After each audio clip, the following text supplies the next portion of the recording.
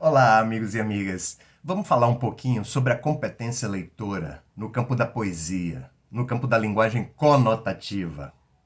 A gente sabe que a poesia usa uma linguagem figurada. É o que a gente chama de linguagem conotativa. Então, a gente precisa o tempo inteiro perguntar o que o poeta quer dizer. O poeta usa a sua linguagem figurada. Nós precisamos não só decodificar os símbolos linguísticos, os signos linguísticos, como alfabetizados que somos, mas também temos que decodificar toda a linguagem figurada. Então, qual é a intencionalidade desse poeta ao usar determinada metáfora? Então, como é que a gente faz para interpretar essa linguagem figurada? Vamos supor que nos deparamos com uma metáfora. Então, aquela palavra nitidamente está sendo usada em outro sentido, que não é o sentido literal. Então, interpretar uma poesia é desmontar o texto e depois remontá-lo. O processo de desmontar o texto é você retirar aquela metáfora do poema e tentar fazer a pergunta, né? O que eu quero dizer? Como se você fosse aquela palavra, né? O que eu quero dizer? O que eu pretendo dizer? Então você faz uma associação mental e vai buscar a característica daquela coisa. Então, um exemplo muito simples, muito claro. João é um leão. Isso é uma metáfora, porque na verdade João é um ser humano. Então tiramos a palavra leão do texto e vamos buscar as características, né? O leão representa a ferocidade. O leão é um animal muito feroz. Então colocamos de volta essa interpretação no texto. João é feroz.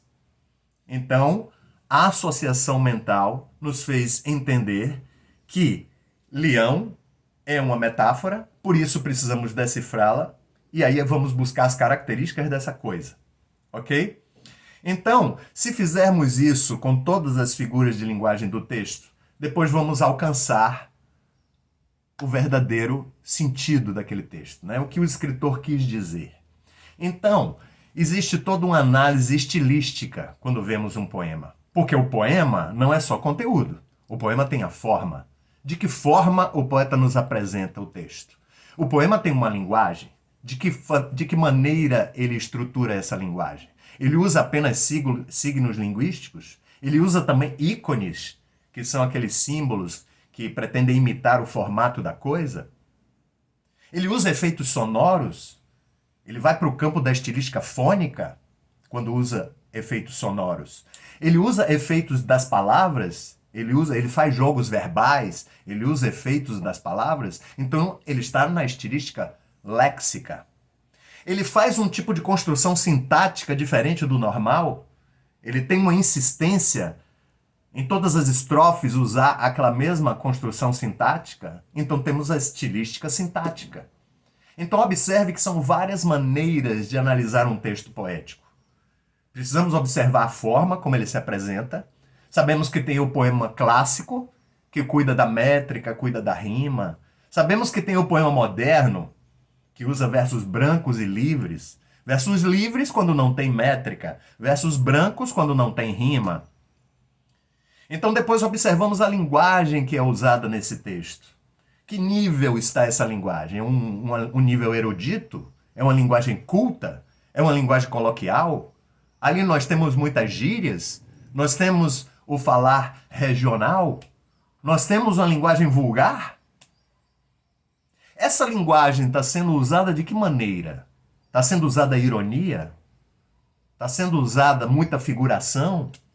Então, depois que analisamos a forma e analisamos a linguagem, aí a gente pode penetrar na semântica do texto, no conteúdo do poema, o que ele quer nos dizer. E aí vamos analisar todas aquelas figuras de linguagem, vamos decifrar as metáforas, vamos observar que o poeta às vezes exagera, usando hipérboles, às vezes ele atenua a imagem usando eufemismos, às vezes ele fala de coisas que têm relações intrínsecas, né? Uma é a continuidade da outra, usando metonímias. Então, várias são as formas de fazer uma linguagem conotativa, né? Existe apenas o texto com signos linguísticos, existem textos que usam também imagens, existem textos poéticos que jogam com a forma Existem poemas que desenham formas geométricas no papel.